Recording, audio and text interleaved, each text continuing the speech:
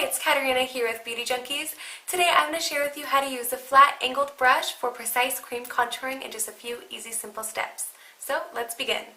Getting a little bit of product onto your brush, we're going to work on the nose for that precise contouring. I'm going to go right here on the sides of your nose. Whether you want to create your nose to look slimmer, to appear shorter, longer, straighter, cream contouring can do that, and using a precise brush is the magic trick.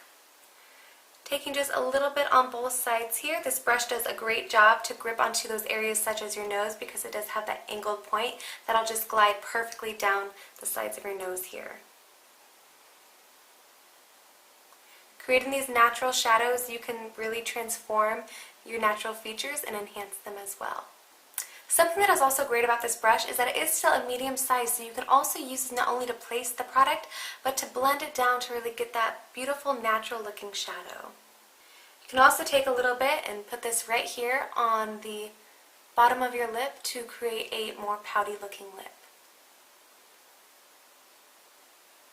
If you are into structured cheekbones, this is also a great way to work on the cheekbones by taking just a very small amount and starting right here where your natural hairline is, right connecting to your ear, and slowly building up a shadow there as well.